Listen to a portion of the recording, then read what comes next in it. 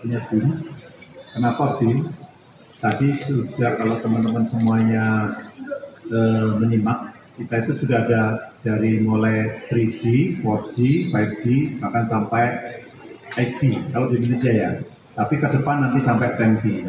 Sebetulnya kalau teman-teman semuanya, kalau bicara BIM tadi, sebetulnya sudah ada tahapan dan tagline-nya masing-masing atau mungkin spesialisasi masing-masing.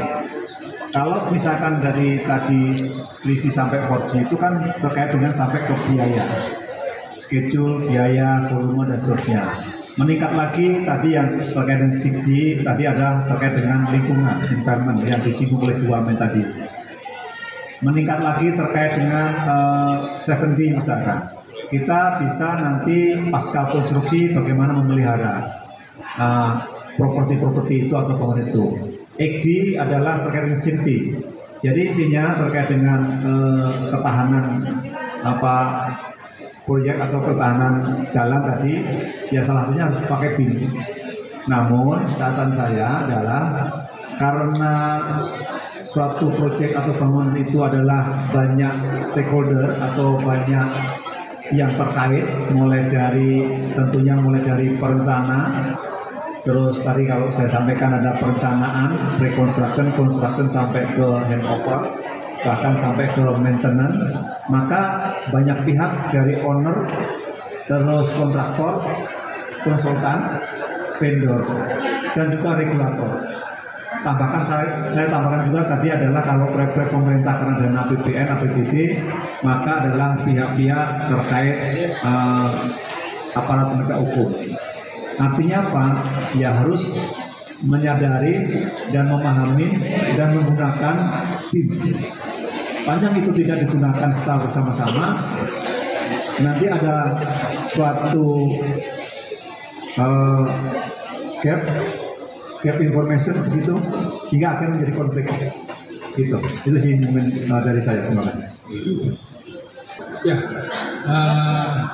Jadi memang BIM itu adalah environment ya. Jadi yang paling penting adalah mendigitalisasi semua apa yang akan kita kerjakan di lapangan. Jadi kalau di dunia teknik sipil mungkin lebih ke software perencanaan, software penganalisaan, terus itu melalui BIM. Tapi ketika bangunan sudah jadi, kita juga perlu memelihara. Selain memelihara melalui visual, selama ini kalau misalkan jalan kita hanya lihat visual aja, keretakan atau apa gitu kan. Survei dari ujung ke ujung ada 100 km mungkin kita baru sampai sana sebulan gitu. Jadi sekarang dengan adanya teknologi, ada mobil yang bisa mengambil data kerusakan jalan apa sehingga itu bisa lebih cepat dan lebih mudah untuk segera ditangani. Jadi jangan sampai kita perbaiki di kilometer 10, di kilometer 1 udah rusak lagi gitu kan. Kalau misalkan kita masih manual, tapi kalau misalkan teknologi mungkin sudah lebih cepat ya. Jadi di segala aspek kita libatkan teknologi untuk mempermudah, apalagi yang hubungannya bangunan untuk pelayanan masyarakat. Tantangan tadi juga sudah sempat disampaikan kita di dalam selain biaya investasi, kita harus mensosialisasikan atau ke people-nya gitu kan. Kita harus benar-benar gimana caranya orangnya konsisten terus menggunakan BIM atau bisa dapat langsung in charge dengan BIM gitu. Karena kan BIM itu mungkin perlu ada, kecuali kalau mahasiswa yang dari kampusnya sudah ada pembekalan, tapi kalau kita yang dulu kuliahnya nggak ada, kita kan perlu ada waktu untuk pelatihan. Belum kalau pelatihannya mungkin cuma sehari 2 hari, ini mungkin kalau misalkan yang benar-benar mobil kita butuh waktu berbulan-bulan. Jadi kayak kita kuliah lagi lah gitu. Nah itu jadi perlu waktu, perlu ini, dan memang ketidaksesuaian itu penting. Jadi mau apapun softwarenya, ketika inputnya juga nggak bagus, software itu kan hanya menganalisa dan mengeluarkan output apa yang dia terima gitu kan. Jadi ketika inputnya sampah, keluar juga sampah gitu. Jadi kita bagaimana meminimalisir input sampah tersebut gitu. Misalkan jadi harus benar-benar ini, tapi tetap butuh ada penelitian, penyesuaian. Jadi nggak bisa langsung karena mereka juga sistemnya juga softwarenya juga mungkin perlu update berkali-kali gitu sampai yang benar-benar ini kayak software Windows atau software HP kita juga kan ada update terus-menerus gitu kan. Jadi ya terus-menerus kita pasti akan ada pengembangan dan penyesuaian. Kalau dari saya tambahannya adalah tantangannya itu sebetulnya masalah implementasi. Secara sistem itu sudah hulu hilir sudah tercapture, tantangannya adalah implementasi.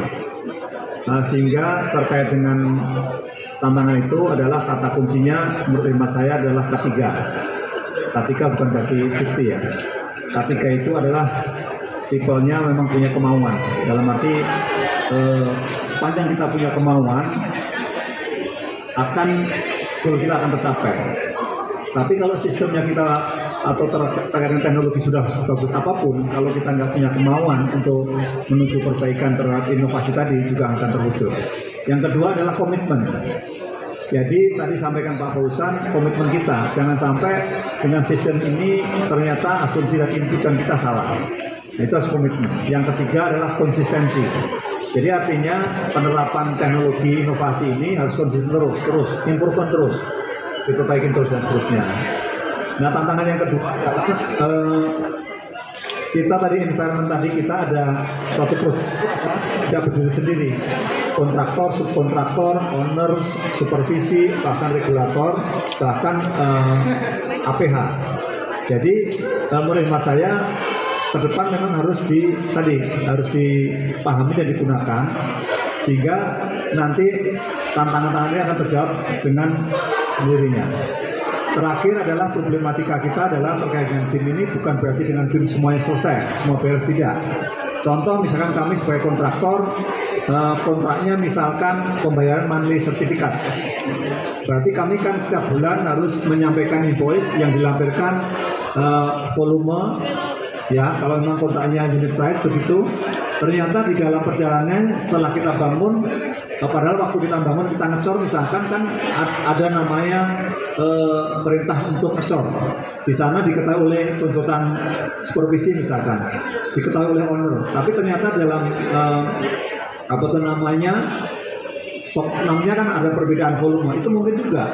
Nah, gimana caranya? Yaitu ikatan kombinasi.